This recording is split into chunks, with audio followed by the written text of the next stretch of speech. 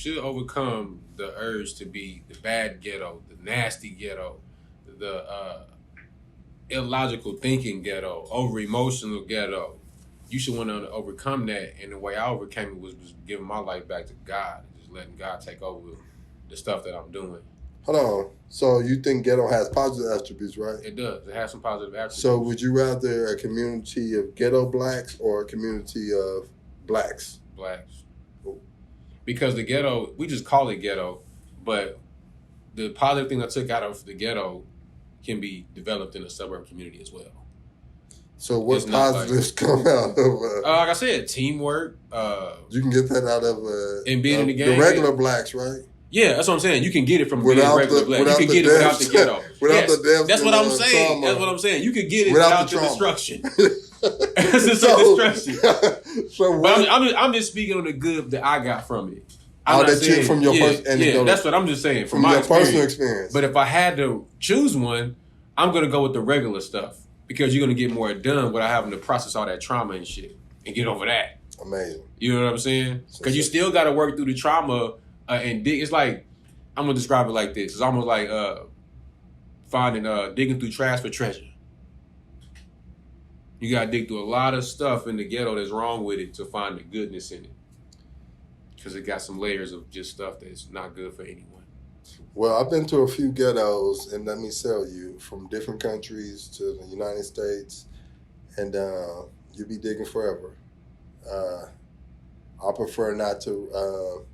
I live in what people still call the hood. I try to stay around in my community to be like one of those people. Be like, yeah, I'm gonna build it up.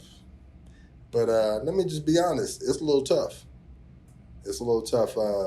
It's a little rough around the edges. I experienced some things, and I don't want to say it on camera because it's going to sound like I'm just dissing my community. But it's the actual factuals. I hear a lot of people talking about stuff that goes on in the black community, but they move far away from the black community, especially in my specific area. It's like, how can you speak about, and this area is the east side. It's like, how can you speak about this area? You ain't lived over there in 15, 20 years. I've been living there for 40 years. You know what I'm saying? So it's like, and I see the stuff that goes on every day. I see the pros and the cons. I see the potential. And, you know, it's like, you'll be digging forever trying to find that gold. It's there, though. It's deep down in the trash. You got to dig. You got to be willing to dig, you know. That's why I say, fuck that. You better just go for yourself. Don't try to find it in the ghetto. Find it in you. Yeah. So my final question, do you think most black people are ghetto? No, not at all. If you could put a percentage on it, what would you 35%. That's fair, yeah. 35%. Mm-hmm. Because even people that live in the ghetto ain't even ghetto like that. Yeah. It's not a high percentage. That's why I be tired of them rappers lying. Ain't nobody getting shot that much. They getting shot quite a bit. But it's usually be between wars and stuff like that, and those guys usually get caught. They get put off the street after they get two or three bodies. It's that 35% of people shooting up to 100%. Like, you know, the other 70%. Yeah. And it's all, like I said, once you catch 2 or 3 bodies, somebody gonna tell on you. Somebody gonna get, you know what I'm saying?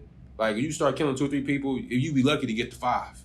And you know what I'm saying? And I'm not trying lucky to get to 5 without getting killed or going to prison. I don't want to. 35% is still a little bit too high. It's very high, but still. But I'm saying it's not the majority. It is. There's some people who misled, but they're not ghetto. You know what I'm saying? But it's like they live in the ghetto maybe. But I do understand the stereotypes because I have cousins and stuff, and I'll look at him like, oh, he look like he a popper. He's like, he popped somebody. But it's like, he like soft as a butterfly.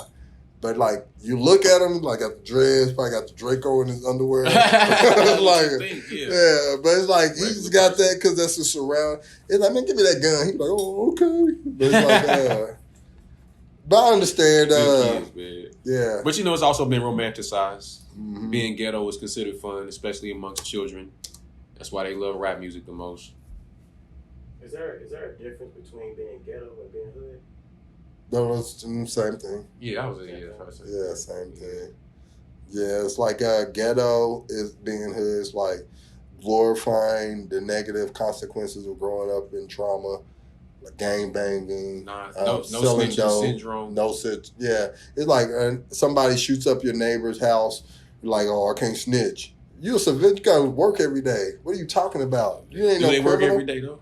Even if you don't work every day, are you a criminal or were you involved in the crime? You should be telling on that person who shot up your neighbor's house. If you see somebody robbing your neighbor, you should be snitching on them. If you stay next door to me, if I knew you or not, and I seen somebody unfamiliar, I'm like, hey, somebody on my neighbor's porch looking a little unfamiliar. But in our culture, the ghetto black culture, it's like, nah, you a snitch. It's like, that's how it should be. That's like neighborhood watch. You're supposed to protect your community. How are you supposed to be claiming you're a tribe, but you believe in no snitching? What kind of? Remember we talking about like protect the tribe. How you supposed to protect the tribe to raise the child? What kind of village is that? Yeah, what kind y'all let my child get killed out here and won't nobody tell nothing to bring this person off the streets. And that's why I love that episode on The Wire when they the police to get the crime down. He took all the ghetto black people that was doing crack and all that, and selling crack, and he put them in an abandoned area. And he let them sell crack and shoot each other. Kill each other. Yeah. I say the same thing. I say like on that movie. What's the name? Gangs of New York. Have seen Gangs of New York? You ain't seen Gangs of New York with Leonardo DiCaprio? That shit fire. So in the Gangs of New York, they got together, and this is back in old New York. They was Gangs of New York. You know, they hilltop like the 20s. Yeah. Like, no, it was Civil War time. This is during the Civil War era. Like, so during that time. 60s type shit. Yeah. No, it could be the 1860, something like that. 1862. Yeah. I think it was around that time. And these niggas out in New York, bro, this when it was so small. And so them niggas met up and said, all right, we're going to have a war.